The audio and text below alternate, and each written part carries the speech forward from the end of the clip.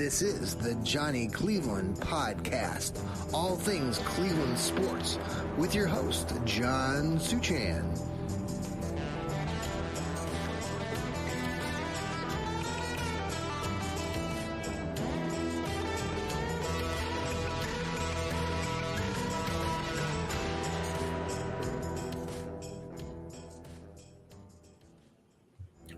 Welcome, everybody, to another edition of the Johnny Cleveland Podcast. I am your host, John Suchan. Do we like that music? Night driving music? Let's see. Let's try a little bit. Here we go. This is the music that we like, right? Johnny Cleveland Podcast fans. Hope everybody's doing well. We are, like I said, the Johnny Cleveland Podcast, and we are part of the Fanatical Elves Network, part of Fans First Sports Network also. And we are glad to have you aboard. If you're watching us on YouTube or on Twitter, thanks for following along. And, we are building this product.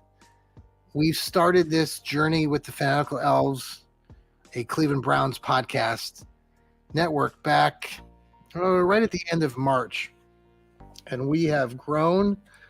We're now middle of May, and we are producing multiple shows every week with some great contributors, and we really just want to thank you, the fans. We went over 500 followers on Twitter yesterday, which isn't ginormous, but it's a start. And that's what we love. We are Browns fans. You are a Browns fan if you're watching this. And we love your loyalty to not only your favorite team, but to your new Cleveland Browns podcasting platform. So thanks again for following us on our journey. So we've had a busy week with the Browns, and we coming off of our NFL draft. We had some big news at the end of last week, Friday, that took a lot of us by surprise. So we'll dive into all that here in just a moment. I do want to, again, give a shout out to the guys that contribute on the Fanatical Elves Network. People like Rod Bloom, who does his podcast, The Browns Blitz. We also have Steve Gill down there in Tennessee, who has his Dog Pound South blog that he does. He's thinking about starting up his own show here on the network, which would be awesome. We also have Joel Cade and Elliot, the Village Elliot, who Joel has his own show that's coming up tomorrow called What the Elf Was That? And he and Elliot combined, and they do a football philosophy and rocket science. And Elliot is actually a rocket scientist. I've talked about that on previous podcasts. So these guys are just knocking it out of the park. We also do a Fanatical Elves Network show. We have contributions also from BP and Pepper Pike. And we've had some special guests, Sam, young podcaster who lives down there in Dallas, Texas, who has joined us before and will be joining us again. We also want to thank everybody that follows us, and as I'm a contributor to Dog Pound Daily, thanks to those folks, the Cleveland Sports Talk, to Zach, who follows and helps us with his support in promoting our podcasting. So thanks again to everybody out there. Also, I'm a contributor to Northeastern Ohio Sports Insiders, great group of writers, and that cover all things Cleveland sports, not only the Browns, but the Guardians, who are off to a pretty good start the last several games. So that's exciting. Boy, that Nalen kid, he's just knocking he had 3 home runs in the 8th inning, the last 3 games, and the Guardians won the last 2 because of it. Just phenomenal stuff. But we are a Browns podcasting network, so we'll stick to the Browns stories, which there are so many. We've talked a little bit about the draft on my show already. And, I think the Browns did a lot of great things there. They didn't need to find starters necessarily. They took a wide receiver, Cedric Tillman, in that third round. Big kid. But I was on a show earlier tonight with a great guy who his name is Shakes Montana, and he has the Shakedown Media Network. He lives over there in New York City, New York area, and they follow the New York Giants. And they had me on their show earlier tonight, talking about the Browns and what's going on here in Cleveland. So that was nice to contribute that way. I've talked to Shakes before over the years. And if you have an opportunity, go listen to his podcasting too. I know you're not a New York Giants fan, but they talk to multiple NFL teams and you get a really good variety of shows there. So make sure you follow the Shakedown Sports Podcast. He's on social media as well. You can follow Shakes at Shakes NYG for the New York Giants. So Shakes NYG. You can follow us, the Fanatical Elves Network, here on Twitter. And like I said, we went over the 500 mark with the Elves Network. It's ELFZ Network. You can follow us on Facebook. You can follow us on Instagram. You can follow us on Twitter. We are everywhere. Or TikTok, that is. TikTok. How many of you guys are on TikTok? When you turn on TikTok, it just like mesmerizes you, doesn't it? Like you start flipping through it and like you get one video and then there's another one, and then it's amazing what TikTok does. I mean, those people over there in the that are creating this product over in the other parts of the world. I mean, I just enjoy watching the various videos and variety of entertainers that are out there in the world. It is pretty amazing. So the draft was pretty good for the Browns. And like we were just mentioning, Cedric Tillman, they drafted some really good talent as far as adding depth for the defensive line. The Ika kid from Baylor. They got DeJuan Jones, now offensive lineman from Ohio State. They didn't stop there by drafting one Buckeye. They drafted two, including Luke Wypler. So first time, like I mentioned in a previous podcast, first time in 58 years that the Browns took more than one Buckeye in a draft. So all things considered, it was very good, and they added some depth. Now, they didn't draft a running back. There's still some question marks about will the team bring in somebody in free agency still. You got players like Kareem out there, Kareem Hunt. I know maybe that ship has sailed, but potentially, could they bring him back? I don't think so. There's also, I was talking to the guy from New York, Shakes, about, Zeke Elliott, former Buckeye. He's still out there. I know he's falling apart and he's a running back, getting older by the day, but he's another player that could, who knows? You never know. Right now, the Browns really surprised some people. So we're going to talk about that surprise trade that they just made. We're going to go to a break. Again, this is the Fanatical Elves Network. I am your host, John Suchan, and we have to go pay the bills here for a brief moment. So we'll be right back, folks. Stay tuned.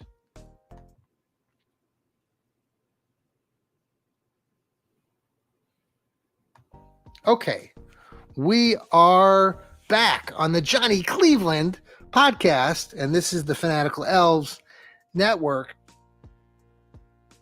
So the Browns made a really big trade on Friday night.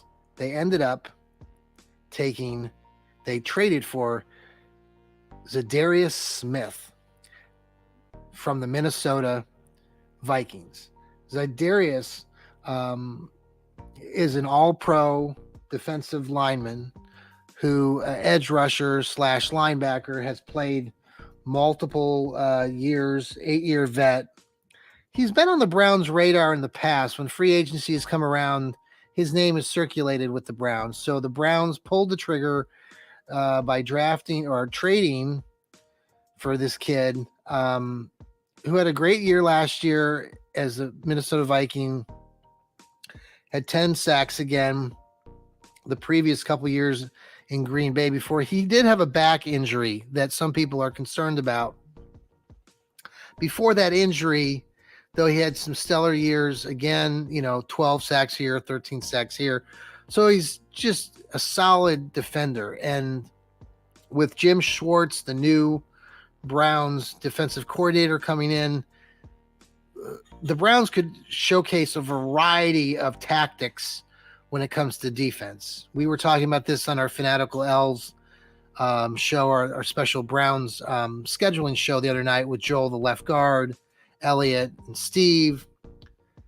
And the conversation was about how Giddings or Darius now will really give the Browns, not only they'll give certain players like Myles Garrett some more flexibility, but they could alter between your standard 4-3 defense that we've seen the Browns play multiple years and maybe zone packages that we were used to. It's more of even to go to a 3-4 package, man-to-man coverages. I mean, it's really exciting. If you're a football fan, if you're a football coach, you see the talent that the Browns are drafting. It really does suggest that, potentially, right? Potentially, this team could be just off the charts good. But we're Browns fans. The last 2 years, we've been sub 500.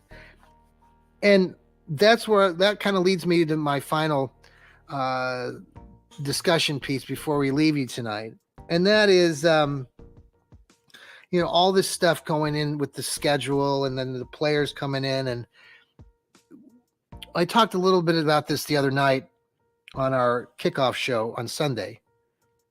But the idea, is Kevin Stefanski, the Browns head coach, 110% safe?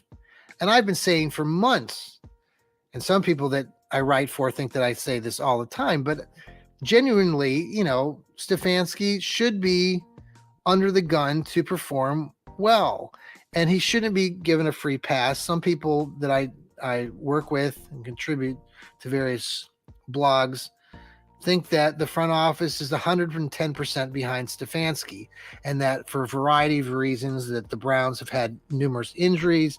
They had a quarterback that couldn't play last year for much of the year that they brought in, paid $230 million for. Somehow that's going to give him a pass, Stefanski and his other coaching staff, a free pass to flounder. And they really have floundered. And regardless of that opinion, you can't, and I think a lot of us Browns fans understand this, you can't just diss that opinion and say that Stefanski is free of everything and that he's set. The way that this schedule works, and you all know this, as the season gets going here, as we get closer to August and September, and we're a long ways from that. But when we get into that part, the first 4 games, and then the Browns get a bye. The first 4 games, there's 3 games against divisional opponents: Cincinnati, Baltimore, Pittsburgh. If they flounder at all, if they end up 1-3, or let's say 0-4 at that break, oh my God, right? You can't sugarcoat it. And for some people that are supportive of Stefanski, which I support Stefanski, I think Stefanski is a very good coach. I think he's a very astute guy who understands football and everything. But let's be honest, folks, Browns fans, you know this. Again, I'm just going to go back to this again. He was 7-10 and 8-9 the last 2 years. And regardless of what other people's opinion is about, well, there's this excuse and this excuse, no more excuses. This is the NFL, and you know how that works. You got to win, baby. You got to win. So you look at this schedule. Now the Browns, let's say they get off to a great start. Let's say they end up 2-2 or 3-1 against Cincinnati, Baltimore, Pittsburgh, and throw in Tennessee in there. Wow, right? If you can do that, you are setting the tone for just an outstanding just rest of the season potentially. But let's not get too far ahead of ourselves. But week 5, they have the bye. And then week 6, they come back and they have a home game against the San Francisco 49ers, one of the best teams in all of the NFL. And so with that in mind, if that Browns team comes in a 1-3 or 0-4, they will have the entire world sitting on their shoulders. And that's going to be difficult, very difficult. And if they end up losing that game, those of you who think that Stefanski is safe, I don't know what you're thinking.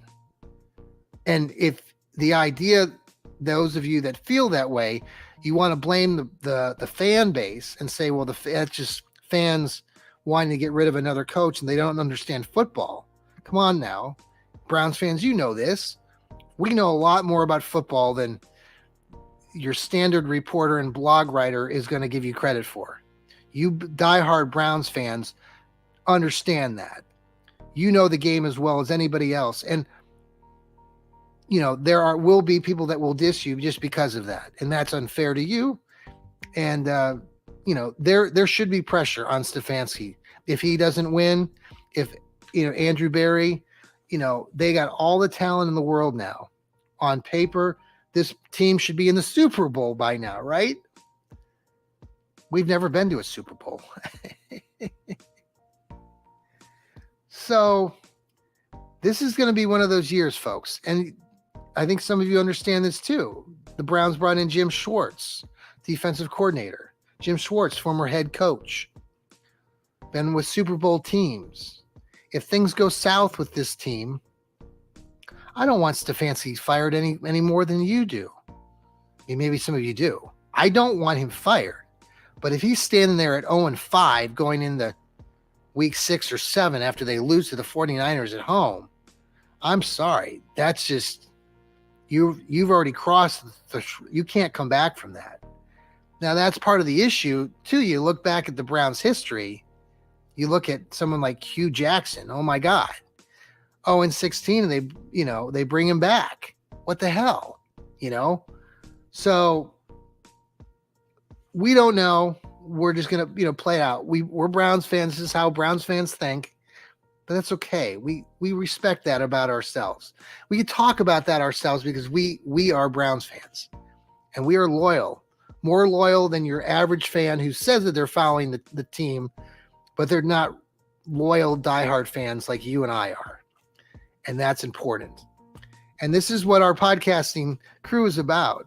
We come from different angles about things, and I might be more of a fan than one of the other guys on our podcasting network, but we all bring different takes. And I think that's what makes our podcasting crew at the Fanatical Elves one of the better groups. We got guys who contribute to a variety of sports journalism.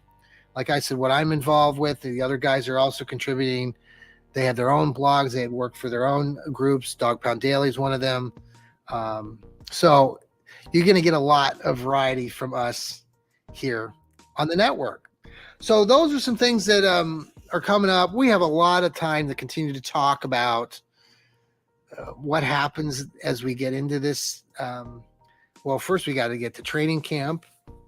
The Browns are going to be traveling down to West Virginia, Greenbrier, to do some training there as they prepare for the Hall of Fame game, which will be played, like the first couple days in August. So, folks, I mean, it's already in the middle of May. So that's, 2 months, and the Browns will have a preseason game already. And then come September, all go, we're full steam ahead, right? So that's, the first part of the schedule. The second part of the schedule, we've got, that was the other part of the end of our discussion the other night on the Fanatical Elves Network, is that, the Browns play teams like the Bears, the Jaguars, the Texans, but not at the beginning of the year like they traditionally have. They play them at the end of the season. And, those teams, Houston had a really good draft. The Jags almost made it up into the championship game in the NFL.